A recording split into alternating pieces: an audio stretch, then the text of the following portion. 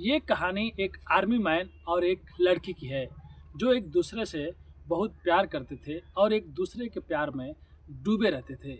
लेकिन 2 सालों बाद इन दोनों की ज़िंदगी बदल जाती है क्योंकि कुछ ऐसा होता है इनके साथ में इनकी ज़िंदगी में जिससे इनकी पूरी दुनिया ही उजड़ जाती है।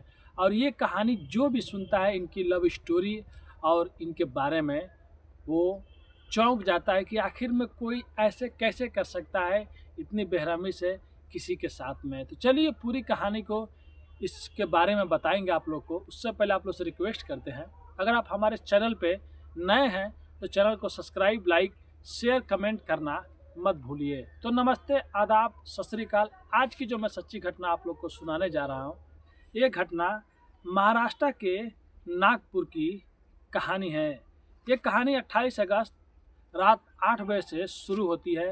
नागपुर की रहने वाली ज्योतिषमा, जिसकी उम्र 30 साल रहती है, वह एक ऑटोमोबाइल कंपनी में काम किया करती थी। करीब 2 साल पहले उसे एक लड़के से प्यार हो जाता है जो कि इंडियन आर्मी में काम करता था और उसकी पोस्टिंग नागालैंड में होती है और उसका नाम अजय वानखेड़े रहता है। और अचानक एक दिन ऐसा आता है कि 28 अगस्त रात 8 बजे की बात, ज्योतिषमा का कोई खबर ही नहीं मिलता है। फिर उसके घर वाले सब कोई उसको ढूंढने लगते हैं। 28 अगस्त 2024 की रात लगभग 8 बजे ज्योतिषमा के मोबाइल पे अजय वानखेड़े की मां के नंबर से फ़ोन आता है और वो ज्योतिषमा से बोलता है कि आओ आज रात को हम लोग डिनर करते हैं। अब ज्योतिषमा खुश हो जाती है क्योंकि जो उसका बॉयफ्रेंड रहता है वो इंडियन आर्मी में रहता है, तो कभी कभी वो आया करता था। लेकिन उस दिन ज्योतिषमा उसके साथ में चली जाती है। करीब 1 या 2 बज जाता है। फिर ज्योतिषमा जब वापस नहीं आती है तो उसकी जो रूम पार्टनर रहती है वो चिंता में पड़ जाती है, वो सोच में पड़ जाती है आखिर में ज्योतिषमा आई क्यों नहीं। कभी ऐसा कभी हुआ ही नहीं कि ज्योतिषमा कहीं गई और रात को नहीं आई, क्योंकि ज्योतिषमा वहाँ पे पीजी में रहती थी और एक जगह वो काम भी किया करती थी। अब उसकी जो रूम पार्टनर रहती है वो रात भर उसका इंतज़ार करती है और सुबह में उसके घर वालों को फ़ोन कर देती है और बताती है कि ज्योतिषमा कल रात को गई और क्या वो घर में गई है। वो लोग बोलते हैं नहीं, घर तो नहीं आई है। फिर वो बताती है कि ज्योतिषमा कल से गायब है, वो कहीं पे गई थी और वापस नहीं आई, लेकिन उसका मोबाइल चालू है, वो फ़ोन नहीं उठा रही है। अब घर वाले जब इतना सुनते हैं तो सब डर जाते हैं, रोने लगते हैं और बेतहाश होकर वो नागपुर पहुंचते हैं और वहां पे जाके उसके रूम पार्टनर से पूछताछ करते हैं। फिर वो लड़की और उसके घर वाले वहां पे जाते हैं और नागपुर पुलिस स्टेशन में केस लिखवा देते हैं कि हमारी लड़की, जिसका नाम ज्योतिषमा प्रकाश है, 30 साल की है और ऑटोमोबाइल कंपनी में काम करती थी और कल रात से वो गायब है। फिर पुलिस भी इस केस को सीरियस नहीं लेती है क्योंकि फ़ोन को भी लोग ट्राई करते हैं लेकिन ज्योतिषमा फ़ोन नहीं उठाती है और उसका उम्र भी 30 साल है और पढ़ी लिखी है। फिर पुलिस उन लोग को बताती है शायद आपकी बेटी कहीं गई होगी क्योंकि वो पढ़ी लिखी है और समझदार है। तो जबते आप लोग, जब तक कुछ अनहोनी हो नहीं जाता तब तक पुलिस वाले किसी भी केस को सीरियस नहीं लेते हैं। अब ज्योतिषमा के घर के वालों को भी यही लगता है कि शायद कहीं हमारी बेटी गई होगी तो 1-2 दिन में चली आएगी, क्योंकि फ़ोन का घंटी तो बज रहा है, शायद बिजी होगी इसीलिए फ़ोन नहीं उठा रही है। अब लोग वहाँ से चले जाते हैं, पुलिस वाले भी कुछ नहीं करते हैं। अब 28 अगस्त 2024 की रात से ज्योतिषमा गायब हुई रहती है, जब उसका बॉयफ्रेंड उसको फ़ोन किया रहता है और वापस नहीं आई रहती है। और धीरे धीरे करते करते लगभग 20 सितंबर कुछ मतलब और दिन गुजर जाता है और गुजरने के बाद 20 दिनों बाद फिर से ज्योतिषमा के घर वाले पुलिस स्टेशन में जाते हैं और बोलते हैं साहब, हमारी बेटी को आप लोग खोजे नहीं, हमारी लड़की को आप लोग ढूंढे नहीं। आज 20 दिन से ज़्यादा हो गया और हमारी बेटी का कोई भी खबर नहीं है, उसका फ़ोन भी स्विच ऑफ हो गया और वो वापस आए भी नहीं।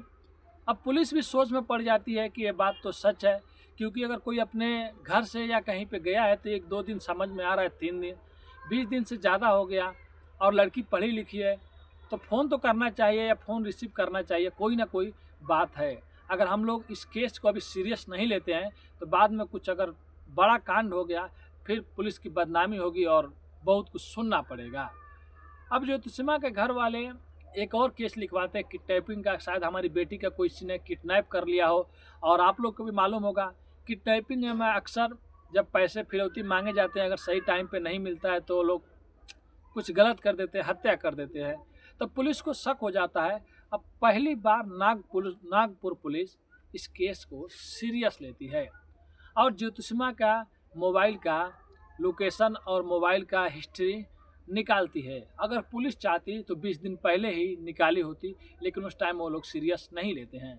और जब 20 दिन बाद ज्योतिषिमा का मोबाइल का लोकेशन और सब चीज़ निकाला जाता है तो पता चलता है कि ज्योतिषिमा का मोबाइल का लोकेशन कभी नागपुर था तो कभी पुणे था, मतलब महाराष्ट्र के हर जिले में दिखा रहा था। आज यहाँ पे है तो कल वहाँ पे है, क्योंकि टावर से पता चलता है मोबाइल कहाँ पे एक्टिव है। अब पुलिस को समझ में नहीं आ रहा था आखिर में ज्योतिषिमा यहाँ पे क्या कर रही है, वो भी एक एक घंटे बाद, 4 घंटे बाद इस जिले से उस जिले। पुलिस को कुछ भी समझ में नहीं आ रहा था और पुलिस ज्योतिषिमा के घर वाले से सब पूछताछ कर रही थी, किसी से दुश्मनी, किसी से झगड़ा। फिर बाद में पुलिस वाले ज्योतिषिमा के जिसमें पीजी में रहती थी उसके रूम पार्टनर से पूछताछ करने लगती है। ये बताओ कि यहाँ पे ज्योतिषिमा थी तो कहाँ पे काम करती थी। फिर वहाँ पे ऑटोमोबाइल में भी जाकर वो लोग पूछताछ करते हैं तो वो लोग भी बताते हैं कि नहीं, ज्योतिषिमा तो बहुत अच्छी थी, टाइमली काम पे आती थी, कभी भी लीव नहीं लेती थी, कभी मतलब कुछ शिकायत का मौका नहीं है, हमारी एक अच्छी खासी मतलब वो काम करने वाली थी। अब पुलिस फिर उसके रूम पार्टनर से पूछताछ करती है तो वो बताती है बाद में कि सर एक लड़का है जिसके साथ में वो लिविंग में रिलेशनशिप में रहती थी। अब पुलिस ये बात सुनती है तो सोचती है शायद इसमें कोई खबर, कोई इसमें सबूत मिल जाए। तब वो लोग पूछते हैं कि कौन लड़का है, क्या नाम है उसका, बताओ। तब वो बताती है कि सर वो इंडियन आर्मी में है और अभी वो नागालैंड में पोस्टिंग है और उसका नाम अजय वानखेड़े है सर। अब पुलिस बोलती है ठीक है, जब उसका बॉयफ्रेंड है तो उसके बॉयफ्रेंड से भी पूछताछ कर लेते हैं। लेकिन जब लास्ट में उसका जब कॉल हिस्ट्री निकाला जाता है तो पता चलता है 28 अगस्त रात 8 बजे जो लास्ट कॉल आया रहता है ज्योतिषिमा का मोबाइल पे, वो अजय वानखेड़े की माँ के मोबाइल से आया रहता है। अब पुलिस इसी में पड़ जाती है और पुलिस को उसके बॉयफ्रेंड पे शक हो जाता है, लेकिन पुलिस वैसे तो डायरेक्ट कुछ नहीं कर सकती है। वो पता लगाती है कि अजय वानखेड़े कहाँ पे है और उससे हम लोग थोड़ा बहुत पूछताछ कर लेंगे। फिर बाद में पता चलता है कि अजय वानखेड़े तो नागालैंड में है। फिर वहाँ के पुलिस जो रहते हैं, जो कप्तान मेन रहते हैं, वो नागालैंड में जिस बटालियन में वो काम करता था आर्मी में, उनसे संपर्क करता है। और वो लोग संपर्क करने के बाद पूछते हैं कि एक आदमी है और एक लड़का है जिसका नाम अजय वानखेड़े है और ऐसी ऐसी घटना यहाँ पे हुई है और हम लोग को कुछ पूछताछ करना है। इंडियन आर्मी भी फुल सपोर्ट करती है और बोलती है कि आप लोग को जब जी चाहे तब आप लोग आके पूछताछ कर सकते हैं, लेकिन फ़िलहाल में वो हॉस्पिटल में एडमिट है। पुलिस वाले पूछते हैं कि उसको क्या हुआ है, तब वो लोग बताते हैं कि जिस दिन से लगभग कुछ दिनों से, जब से अजय वानखेड़े आया है तब से उसका शुगर बीपी बढ़ गया है और वो एडमिट है। अब पुलिस बोलती है ठीक है, हम लोग कब आ जाएं। तब इंडियन आर्मी उधर से जो लोग बात करते हैं वो लोग बताते हैं कि आपकी मर्जी, आप लोग कभी भी आइए, हम लोग पूरा सहयोग करेंगे, पूछताछ में क्या रखा हुआ है। अब अजय वानखेड़े को कहीं ना कहीं से पता चल जाता है कि उसको पुलिस वाले ढूंढ रहे हैं। अब वो वहाँ से निकल जाता है और एक दिन आर्मी के जो वहाँ के मेन रहते हैं वो फ़ोन करते हैं और पुलिस को बताते हैं कि उसका तबीयत तो अभी ठीक नहीं हुआ था, लेकिन वो यहाँ से चला गया है। अब पुलिस को ये चीज़ समझ में नहीं आ रहा था कि पहले तो हम लोग उससे पूछताछ करने वाले थे और बताए भी थे, तो वो वहाँ से भाग क्यों गया। इसका मतलब कोई ना कोई लोचा ज़रूर है, कोई ना कोई खबर ज़रूर है। अब पुलिस उसके पीछे पड़ जाती है और अपने मुखबरों को भी लगा देती है और उसका कॉल हिस्ट्री, कॉल लोकेशन पे लगा देती है कहाँ कहाँ वो जा रहा है। फिर बाद में पुलिस को खबर लगता है कि अजय वानखेड़े लोकल कोर्ट में एंटीसिपेटरी बेल के लिए अप्लाई कर रहा है। मतलब पुलिस हमको अरेस्ट करने वाली है, किसी भी मामले में हमको अरेस्ट मत करे जब तक हमारा जुर्म साबित मत हो जाए। तो एंटीसिपेटरी बेल के लिए जब वो अप्लाई करता है तो जो लोकल कोर्ट होता है वो खारिज कर देता है। फिर अजय वानखेड़े हाई कोर्ट में भी एक अर्जी लगाता है एंटीसिपेटरी बेल के लिए, लेकिन वहाँ से भी इसका खारिज होता है, मतलब स्वीकार नहीं किया जाता है। अब ज़्यादा दिन गुजरने के बाद एक दिन ऐसा आता है कि अजय वानखेड़े को जब कहीं भी एंटीसिपेटरी बिल नहीं मिलता है और पुलिस को थोड़ा थोड़ा सबका खबर मिल रहा है कि वो यहाँ पे घूम रहा है। अब पुलिस पूरा पक्का उस पर यकीन हो जाता है कि इसी ने कुछ किया, इसके लिए पुलिस से डर रहा है। लेकिन पुलिस भी थोड़ा थोड़ा उसको पकड़ने में और थोड़ा उसके ऊपर कार्रवाई करने में डर रही थी, क्योंकि वो भी इंडियन आर्मी में है और बिना सबूत के वो लोग भी कुछ नहीं कर सकते हैं। लेकिन एक दिन अचानक ऐसा आता है 20 अक्टूबर के दिन, जिस दिन अजय वानखेड़े खुद नागपुर पुलिस स्टेशन पहुंचता है और सरेंडर कर देता है। और सरेंडर करने के बाद वहां के कप्तान से पुलिस से बताता है कि मैंने सुना है कि आप लोग हमको खोज रहे थे, ढूंढ रहे थे, इसीलिए मैं घूम रहा था और एंटीसिपेटरी बेल के लिए, क्योंकि मैंने कुछ किया भी नहीं और आप लोग झूठ मूठ को मुझे पकड़ेंगे और मेरे ऊपर कोई भी केस लगा देंगे। पुलिस बोलती ठीक है, सब बाद में की बात है, ये बताओ तुम्हारा रिश्ता ज्योतिषमा से क्या है। फिर अजय वानखेड़े पुलिस को बताता है कि हम लोग 2 साल से अच्छे दोस्त हैं और रिलेशन में रहते थे। फिर पुलिस वाले पूछते ये बताओ कि ज्योतिषमा कहाँ है, तो अजय वानखेड़े बताता है कि मेरे को नहीं मालूम। फिर पुलिस बोलती है कि तुम्हारे माँ के मोबाइल से 28 अगस्त रात 8 बजे उसके मोबाइल पे कॉल गया था, वो किसने किया था। तब अजय वानखेड़े बोलता है कि मैंने कॉल किया था और मैंने उसको मिलने के लिए बुलाया था। एक होटल में हम लोग गए थे और होटल में जाने के बाद फिर से मैंने उसको घर पे लाके ड्रॉप कर दिया और मैं फिर वहाँ से चला गया। आप लोग को यकीन नहीं है तो आप होटल में भी पूछ सकते हैं। अब जब ये कॉल डिटेल और लोकेशन निकाला जाता तो पता चलता कि हाँ ये सही बोल रहा है, ये होटल में गया था। लेकिन होटल में जाने के बाद जब ये बताता है कि मैंने वापस आके ज्योतिषमा को ड्रॉप किया, तो यहाँ पे कुछ पुलिस को गड़बड़ लगता है, क्योंकि जब पुलिस उसका लोकेशन निकालती है तो पता चलता है होटल तो ये लोग गए थे, लेकिन होटल जाने के बाद ज्योतिषमा वापस अपने रूम पे नहीं आई थी और वहाँ से उसका लोकेशन कुछ किलोमीटर दूर जंगल के एरिया में दिखा रहा था, जहाँ पे अजय वानखेड़े का मोबाइल का भी लोकेशन दिखा रहा था, यानी दोनों का दिखा रहा था। अब पुलिस अपने तरीके से पूछताछ करती है, तुम झूठ बोल रहे हो, तुम आधा सच्चाई बता रहे हो, आधा सच्चाई नहीं बता रहे हो, क्योंकि तुम्हारा मोबाइल का लोकेशन और ज्योतिषमा का मोबाइल का लोकेशन पूरी रात उधर ही दिखा रहा है, एक जंगल में एक जगह। अब सच जल्दी जल्दी तुम बता दो, या नहीं तो फिर आर्मी तुम्हारा कोर्ट मार्शल भी करेगी और उसके बाद हम लोग तो तुम्हारा जो भी हाल करेंगे वो करेंगे ही। उससे अच्छा है कि तुम पहले ही बता दो। अब अजय वानखेड़े देखता है कि मैं फंस रहा हूँ और मैं अब नहीं बच पाऊँगा, तब वो पहली बार अपना मुंह खोलता है और 21 अक्टूबर को पुलिस से बोलता है कि मेरे साथ में चलो। और पुलिस का एक टीम लेकर वो जंगल की तरफ जाता है और जंगल की तरफ थोड़ा अंदर जाता है और अंदर जाने के बाद एक जगह झाड़ियाँ रहती है और कुछ सीमेंट के बने होते हैं। जाने के बाद पुलिस देखती है तो चारों तरफ कुछ नहीं दिखता है, बस एक सीमेंट का, जिधर कोई वेस्ट सीमेंट होता है, मतलब बालू वालू का आदमी लोग ला के गिरा देते हैं, वैसे एक जगह गिरा रहता है। वहाँ पे जाके खड़ा हो जाता है और पुलिस वालों से बोलता है कि इसके नीचे ज्योतिषमा है। पुलिस वालों को लगता है शायद फिर से कोई ये कहानी सुना रहा है, लेकिन पुलिस वाले तुरंत उसका विश्वास तो नहीं करते हैं, लेकिन बोलते हैं चलो देख लेते हैं जो भी होगा।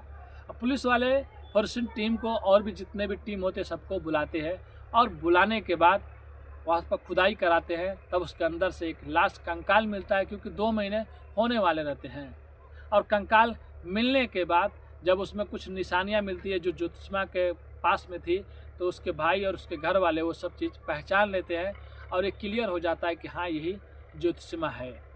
अब पुलिस को तो उसका लाश मिल जाता है और ये भी मिल जाता है कि आर्मी मैन ने उसका कत्ल किया है।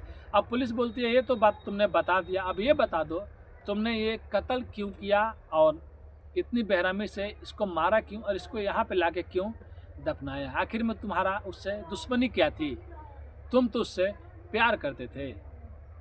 अब वो बताता है कि साहब ऑलरेडी मेरा 3 शादियाँ हो चुका था और मैं तीनों को तलाक दे चुका था और ज्योतिषमा का भी पहले एक शादी हो चुका था और हम लोग एक दूसरे से बहुत प्यार करते थे और हम लोग का रिश्ते में लगभग 2 साल होने वाले थे।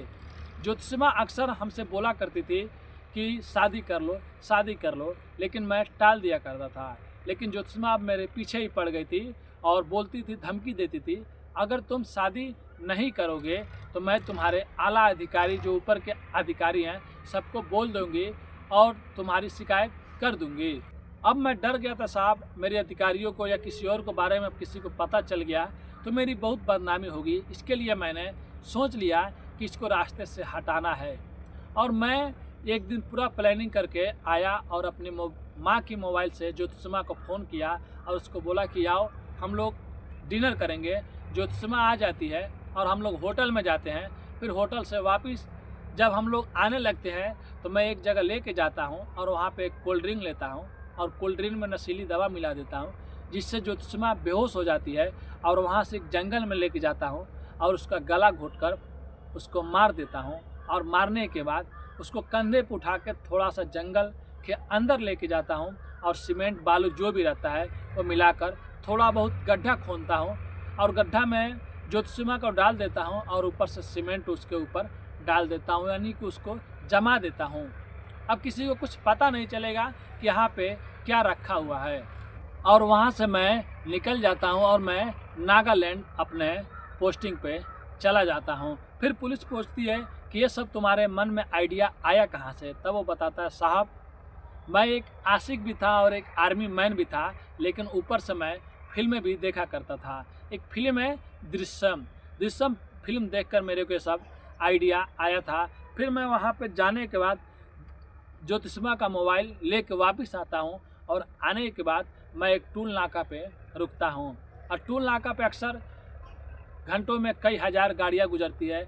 मैं कुछ घंटे इंतज़ार करता हूँ, फिर एक ट्रक जाता है और ज्योतिषमा का मोबाइल साइलेंट मोड पे करके मैं उस ट्रक में डाल देता हूँ। अब वो ट्रक जहाँ जहाँ घूमता था ज्योतिषमा का मोबाइल का लोकेशन वहाँ बताता था और उसका मोबाइल भी चालू रहता था। अब किसी को पता भी नहीं चलेगा कि ज्योतिषमा है कि दुनिया में कि नहीं है। अब जब पुलिस ये बात सुनती है और ये दृश्यम फिल्म वाली, तो पुलिस भी सोचने पर मजबूर हो जाती है कि आखिर में कितने और भी मर्डर, कितने और भी जुर्म हुए होंगे। क्योंकि ये जो दृश्यम फिल्म है बहुत लोगों को इंस्पायर कर दी, जिन्होंने ये फिल्म देखकर कत्ल, मर्डर और भी जुर्म कर दिए। उसके बाद अजय वानखेड़े पे चार्जशीट होता है और पुलिस इसको कस्टडी में रखती है। अब उसको कोर्ट में ले जाया जाएगा और उसके ऊपर जो भी सुनवाई होना रहेगा उसके ऊपर होगा। तो ये थी कहानी ज्योतिषमा और एक आर्मी मैन की। तो ये कहने को कम नहीं है कि चाहे आर्मी वाला हो गया, चाहे पुलिस वाला हो गया, चाहे कोई भी हो गया, गलती सबसे हो सकती है। सबके पास दिल है और कोई भी ऐसा नहीं है जो बोल सकता है कि मैंने गलती नहीं किया होगा। लेकिन आप लोग देख सकते हैं कि जो फिल्म है दृश्यम, इससे बहुत से लोगों ने ये फिल्म देखकर मर्डर किए, जुर्म किए। फिर बाद में उन्होंने कबूला भी कि मैंने ये फिल्म देखा था। और सुनने में आ रहा है कि दृश्यम 3 भी फिल्म आ रही है, तब आगे क्या क्या होगा। तो कहानी सुनाने का उद्देश्य किसी का भी दिल दुखाना नहीं है, बस लोगों को जागरूक और सचेत करना है। अगर आप हमारे चैनल पर नए हैं तो चैनल को सब्सक्राइब, लाइक, शेयर, कमेंट करना मत भूलिए। मिलते हैं नेक्स्ट वीडियो में फिर से कुछ अच्छी कहानियों के साथ। अभी के लिए अलविदा लेते हैं। धन्यवाद।